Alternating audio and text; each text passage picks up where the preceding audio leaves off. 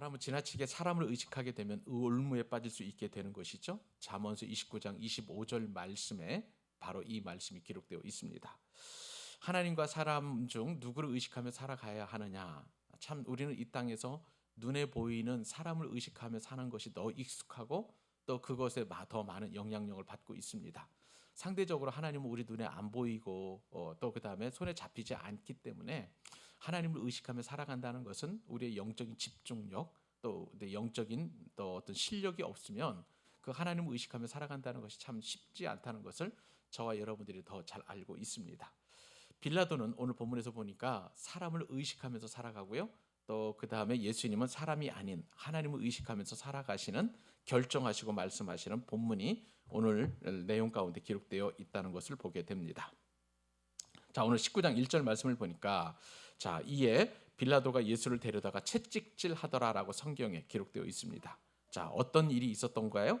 어제 우리의 말씀에 따르면 6월절이면 사람을 한 사람 놓아주는 전례가 있는데 내가 누구를 놓아주랴? 빌라도가 이렇게 유대인들에게 이야기하니까 그 유대인들이 요구했던 사람은 예수님이 아니라 바라바, 아들이란 뜻이라고 말씀을 드렸죠. 아버지의 아들이라고 하는 그러나 이제 강도였던 이 바라바를 놓아달라고 하는 참 이상한 일이 어제 재판 가운데 이루어졌다는 것을 본문 말씀을 통해서 우리가 알게 되었습니다.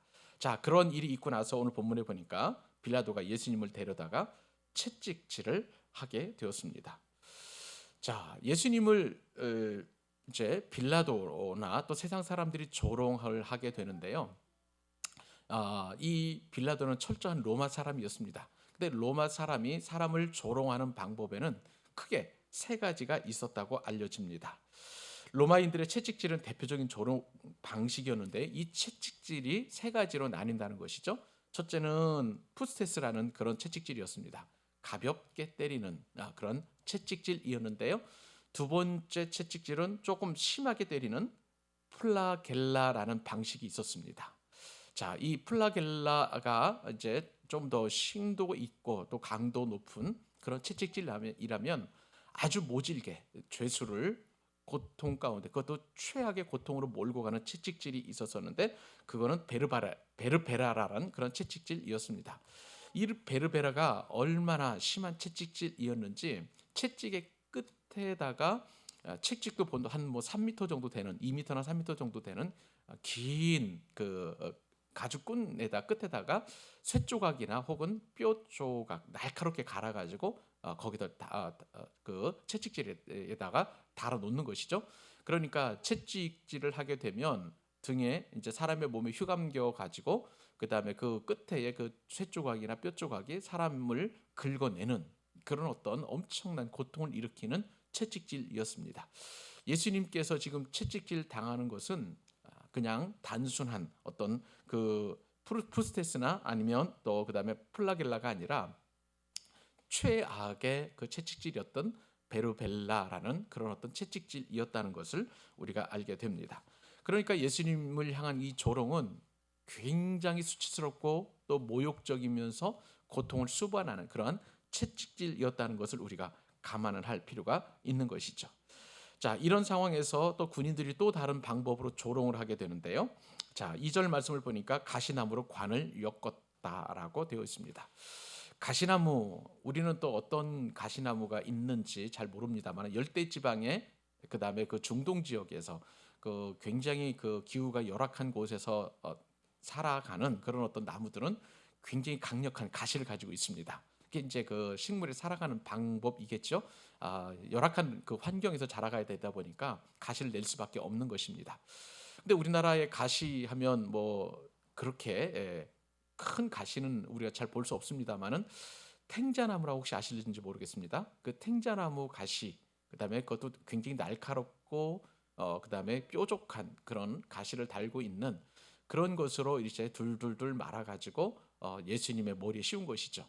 왜냐하면 빌라도가 재판할 때 네가 유대인의 왕이냐 했었을 때 예수님께서 그러라 하니까 원래 왕은 머리에 면류관을 쓰지 않겠습니까? 왕관을 쓰든지 뭐 기가 막힌 금관을 쓰든지 하는 그런 왕을 상징하는 관을 쓰는데 예수님께서 쓰셔야 될 그 관은 그런 어떤 머리에 쓰는 면류관이 아닌 왕이라고 하니, 자칭 왕이라고 하니 그렇게 가시 면류관을 머리에 씌운 것이라고 할 수가 있겠습니다. 그러니까 이때 예수님께서는 벌써 채찍질해서 몸에 피가 나기 시작했고요. 또 머리에서 그 가시에 찔리셔가지고 또 피가 나는 그런 상황이었던 것입니다. 이런 상황에서 이제 예수님에게 옷을 입혔습니다. 그 옷은 뭐냐면 색깔이 자색 옷이었습니다. 자색이라는 것은 고대에 분명한 그런 어떤 특별한 계층이 입는 옷이었습니다. 그것은 귀족이라든지 아니면 왕족을 상징하는 옷이었는데, 로마에 특별히 그 옷을 입었던 것은 왕족이 또 있겠지만, 그러나 제가 누누이 말씀드렸습니다마는 로마에서 최고로 인정받는 직업군이 바로 이 군인이라고 할 때, 군인들은 겉에 이 자색 망토를 입고 다녔습니다. 승리의 상징이었던 것이고, 또 그 다음에 많은 사람들로부터 존경과 사랑을 받는 그런 표시였기 때문에 이 자색 옷을 입었는데, 어떤 군인이 자신에게 망토를 벗어가지고 예수님에게 지금 입힌 것으로 이렇게 보시면 되겠습니다. 그러니까 이것은 예수님을 진정한 왕으로 인정하는 것이 아니라 조롱의 의미, 또 그 다음에 수치를 주려는 의미로 임시적으로 그렇게 가시 면류관과 자색 옷을 입혀서 예수님을 왕으로 이렇게 조롱하는 모습이 오늘 본문 가운데 기록되어 있는 것이죠. 이런 상황에서 이제 빌라도가 다시 밖에 나가서 말합니다. 보라, 이 사람을 데리고 너희에게 나오나니 이는 내가 너희에게 그에게서 아무 죄도 찾지 못한 것을 너희로 알게 하려 함이라. 자, 빌라도는요 누누이 계속해서 예수님께서 죄가 없다는 말씀을 그렇게 강조하고 있는 것을 보게 됩니다. 자, 또 빌라도는요 한 번만 죄가 없다라고 그렇게 선언하는 것이 아니라 6절 말씀을 보시죠. 6절에도 보면 너희가 친히 데려다가 십자가에 못 박으라. 나는 그에게서 죄를 찾지 못하였노라. 그렇게 두 번 이야기하기도 하고요. 또 세 번에 보면 또 18장 그 38절에서 보면 이미 예수님께서도 아무 죄도 찾지 못했다. 그렇게 빌라도가 얘기했던 것을 보게 됩니다. 이렇게 그 예수님에 대해서 빌라도는 죄가 없다는 말을 세 번이나 반복하는 것을 보게 되는 것이죠. 이런 상황에서 이제 그 죄가 없음에도 불구하고 그렇게 그 빌라도는 그러한 죄가 없으면 사실 예수님을 놓아줘야 되는 것이 그렇게 재판관으로서 해야 할 일인데도 불구하고 이상한 재판과 그리고 또 어쩔 수 없는 그런 상황이라고 여기고 예수님을 십자가로 그렇게 안내하는 그러한 일을 빌라도가 하고 있는 것을 보게 됩니다. 6절에 보니까 대제사장들과 아랫 사람들이 예수님을 보고 이제 예수님을 끌고 나온 것이죠. 빌라도가 소리질러 이르되 그들이 강렬하게 이야기합니다. 십자가에 못 박으소서, 십자가에 못 박으소서라고 두 번씩이나 강조하고 있는 것을 보게 됩니다. 십자가에 못 박으라는 말은요 현재 분사 형태의 동사의 그 어떤 시제를 보게 되는데, 항상 그 성경 언어에서 현재라는 그런 단어를 쓰게 되면 굉장히 그 강조하는 그리고 또 지속적인 그런 어떤 그 형태의 문법적 그 특성을 띠고 있습니다. 그러니까 이 유대인들은 예수님을 십자가에 못 박으라고 그렇게 강조하고 또 강조하며 지속적으로 그렇게 외쳤다는 것을 우리는 염두에 둘 필요가 있는 것이죠. 성경은 두 번 기록하고 있지만 유대인들은 예수님을 십자가에 못 박으라고 계속 함성을 지르고 있는 그런 상황이었습니다. 그만큼 예수님을 미워하고 또 예수님을 죽이려고 하는 예수님에 대한 살인의 그 의지가 강력했다는 것을 알게 됩니다. 우리는 유대인들의 이 모습을 통해서 우리 자신이 바로 유대인들의 모습과도 같다는 것을 인정할 필요가 있습니다. 우리가 예수님을 믿는다면서도 지금도 여전히 예수님의 뜻과 또 예수님의 말씀대로 살아가기를 즐겨하지 아니하고, 그리고 또 예수님 대신 내가 왕노릇하는 우리의 모습을 바라보게 된다면 지금도 역시 우리가 예수님을 십자가에 못 박으라고 그렇게 외치는 것과 다를 바 없다는 우리들의 현실적인 모습을 이 말씀 안에 투영을 해야 된다고 우리가 그렇게 생각을 해야 되는 것이죠. 예수님을 빌라도에게 끌고 갔을 때 유대인들은 예수님을 사형수 취급을 하게 되었습니다. 18장 31절에 보면 이미 그들은 예수님을 죽이려고 그렇게 작정을 하고 그렇게 몰고 가는 그런 상황이었다는 것이죠. 그리고 이제는 십자가에 못 박으라고 구체적으로 자신들이 예수님을 죽이는 그런 방법까지도 제시하고 있는 것을 보게 됩니다. 이것이 바로 어설픈 종교인들의 그 경건이라고 할 수가 있겠습니다. 우리가 예수님을 깊이 만나지 아니하면, 우리가 예수님에 대한 깊은 이해가 없다면 우리도 스스로 지금도 그렇게 예수님을 십자가에 못 박으라고 외치는 무리들 가운데 있다는 것을 우리는 염두에 둘 필요가 있는 것이죠. 이런 상황에서 이제 아까 말씀을 드린 것처럼 이 빌라도가 예수님께서 죄가 없다는 것을 세 번째 이야기를 하게 되었습니다. 그러면서 7절에 보니까 유대인들이 대답하되 우리에게 법이 있으니 그 법대로 하면 그가 당연히 죽을 것은 그가 자기를 하나님의 아들이라 함이니이다. 여기서 굉장히 중요한 반전이 일어나게 됩니다. 지금 빌라도는 6절까지는 보면 예수님이 죄가 없기 때문에 살려주려고 어떻게든지 간 살려주려고 이렇게 노력을 합니다만은 7절에 유대인들이 한 이 이야기 때문에 반전이 일어나게 되고 그 다음에 예수님을 십자가에 못 박는 그런 결단을 내리게 되는데, 그것이 뭐냐면 유대인들이 말하기를 그가 자기를 하나님의 아들이다 한다라는 그 말이었던 것입니다. 자, 이전까지 예수님께서 유대인의 왕이라 할 때도 빌라도는 마음에 요동이 없었고 예수님의 그 무죄함을 증거했었습니다마는, 그런데 하나님의 아들이라고 얘기했던 이 말이 빌라도에게 굉장히 두려움을 주는 그런 말이 되었던 것입니다. 자, 왜 그랬을까요? 여기에 굉장히 중요한 그 신학적인 그런 포인트가 있기 때문에 그렇습니다.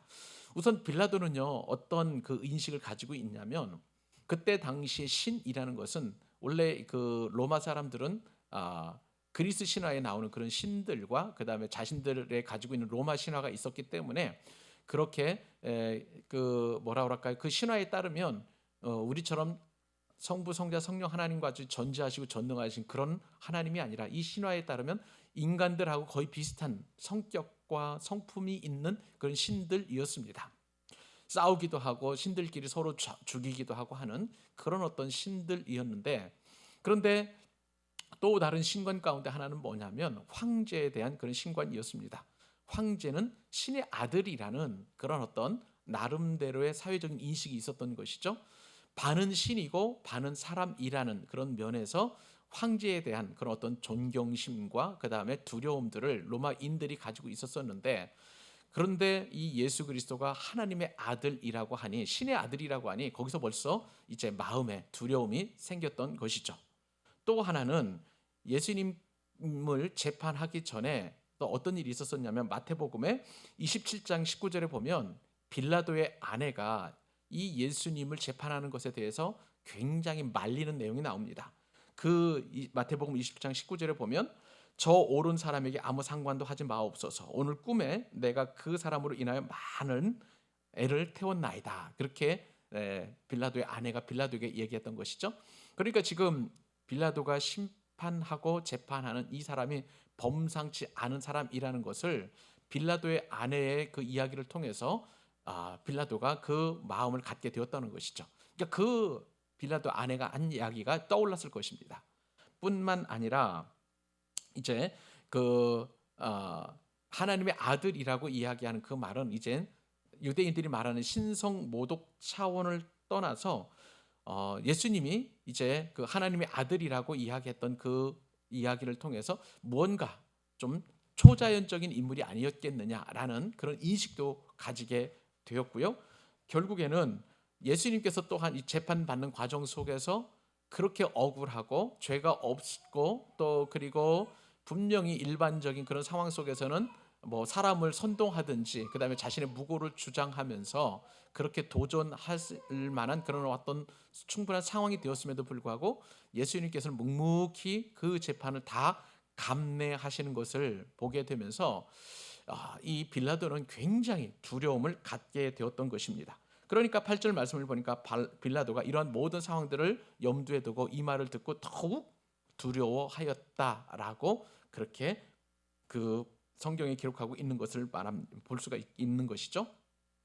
그러니까 이제 빌라도는 다시 관정에 브라이돈에 들어가서 예수님께 말을 합니다. 너는 어디로부터냐 하되 예수님께서는 말씀해 주지 아니하십니다. 자, 이러한 신적 권위, 하나님의 아들이라는 권위가 어디로부터 내려오냐라고 했었을 때 주님은 아무 말도 하지 아니하시는 것을 보게 됩니다. 자, 그런 상황 속에서 빌라도가 예수님께 말하죠. 내게 말하지 아니하느냐? 내가 너를 놓을 권한도 있고 십자가에 못 박을 권한도 있는 줄 알지 못하느냐? 자신이 마치 신의 아들 그리고 범상치 않은 이 사람을 놓아줄 수 있는 그런 권한이 있다는 것, 너는 그것을 알지 않느냐? 그런데 왜 아무 말도 하지 않느냐라는 그런 취지로 예수님 앞에 질문하게 된 것이죠. 그런데 예수님께서는 이런 말씀을 하십니다. 자, 그 권한은 위에서부터 주지 아니하셨더라면 나를 해할 권한이 없었으므니 그러므로 나를 내게 넘겨준 자의 죄가 더 크다라고 그렇게 말씀하셨습니다. 자, 이게 무슨 말씀인가요? 예수님께서는 너보다 더 큰 권세자, 너에게 권세를 주는 자가 있다고 이야기하시는 것입니다. 사실은 이것은 예수님 스스로를 가리키는 것이겠죠. 예수님께서는 만왕의 왕으로서 세상의 모든 왕을 세우실 뿐만 아니라 모든 권세자들과 권력자들을 세울 수 있는 권세와 능력을 가지고 계시는 분이십니다. 예수님께서 그러한 권세와 권능을 주시지 않으셨다면 사람이 그 권세를 가질 수 없다는 것은 영적으로 만약에 빌라도가 깨어 있었다면 이 말씀의 의미를 제대로 깨달았을 것입니다. 그러나 영적으로 무지하고 영안이 닫혀 있었던 이 빌라도의 입장에서는 이 예수님의 말씀을 깨달을 수 없었던 것이죠. 그러면서 이제 예수님께서는 묵묵히 그 길을 걸어가시되 십자가의 길을 걸어가시는 것을 보게 됩니다. 자, 이것은 예수님께서 이미 이사야 선지자를 통해서 예언하셨던 고난받는 종에 대한 예언이 이루어지게 됩니다. 예수님께서는 털권자 앞에서 순한 양처럼 그렇게 하나님의 뜻을 이루어 가시는 어린 양이 되셔서 십자가로 그렇게 올라가시는 것이고요. 그리고 모든 사람들에게 권세를 줄 수 있고 또 권력자를 세울 수 있는 그런 권세를 스스로 내려놓으시고, 그리고 또 예수님께서는 아버지 하나님의 뜻을 따라서 그 길을 걸어가시는 것을 보게 됩니다. 그러면서 여기서 우리가 한 가지 더 짚어봐야 될 말씀, 더 큰 죄가 있다는 것이 과연 무슨 뜻인지 우리가 살펴보아야 됩니다. 오늘 말씀의 제목이기도 한데요. 더 큰 죄는 예수님을 빌라도에게 넘겨준 자의 죄라고 분명하게 주님께서 말씀하셨습니다. 자, 그러면 우리가 생각을 해볼 때 빌라도에게 넘겨준 그 사람은 누구일까요? 일반적으로 생각해 볼 때 가롯 유다도 생각해 볼 수 있을 것입니다. 그러나 유다가 예수님을 빌라도에게 직접 넘기지는 않았다는 면에서 물론 가룟 유다의 죄가 없다는 것이 아니라 그 죄도 가룟 유다의 죄도 있지만, 그러나 가룟 유다보다도 더 예수님을 빌라도에게 넘겨주기를 갈망하는 사람들이 있었었는데 1차적으로는 바리새인들과 서기관들과도 같은 종교 지도자들이었죠.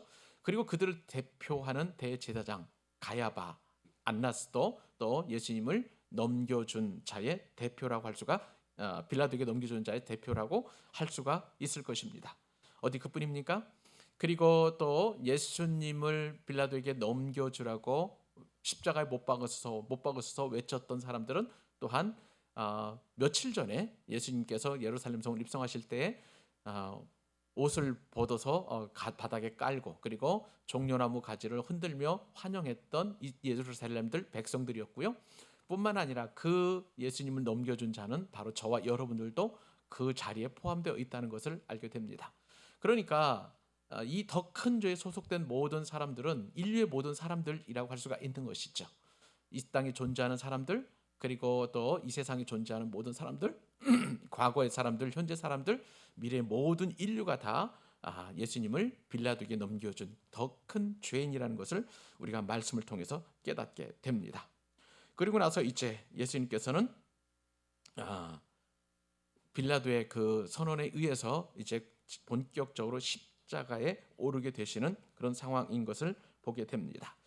자, 12절에 보니 오늘 말씀에 이제 보니까 13절까지 말씀인데 11절 12절에 보니까 예수님께서 대답하시되 위에서 주지 아니하셨더라면 나를 해할 권한이 없었으리니 그러므로 나를 내게 넘겨준 자의 죄는 더 크다 말씀하셨고요. 이러함으로 빌라도가 예수를 놓으려고 힘썼지만 유대인들이 소리를 질러서 이르되 이 사람을 놓으면 가이사의 충신이 아니니이다. 그렇게 이야기를 했습니다.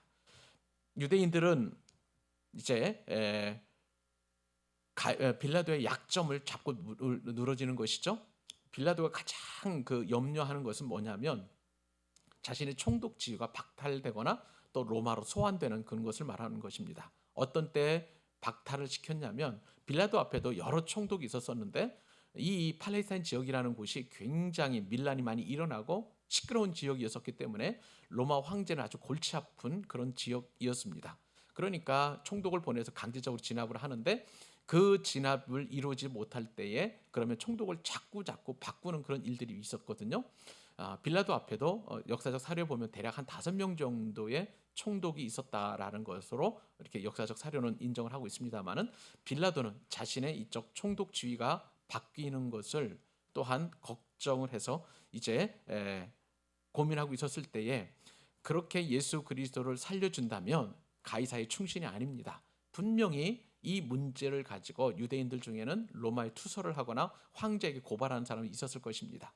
그것이 이제 빌라도 입장에서 보면 굉장히 중요한 자신의 정치적 입지를 다지는 것에 또 문제가 되기 때문에 죄가 없음을 알면도 불구하고 이제 예수님을 십자가에 못 박는 그 어리석은 일을 행하게 되었고요. 그리고 교회가 사라지지 않는 한 매 주일마다 매 예배마다 사도신경을 통해서 빌라도의 죄를 고백하는 기가 막힌 저주를 받게 된다는 것을 우리가 이 말씀을 통해서 깨닫게 됩니다. 오늘 말씀을 통해서 하나님께서 우리에게 주시는 그런 교훈들은 여러 가지가 있을 것입니다. 나도 역시 십자가에 예수님을 못 박으라고 외치는 그 무리들 가운데 한 사람인 그 더 큰 죄인에 속한다는 사실을 알게 되고요.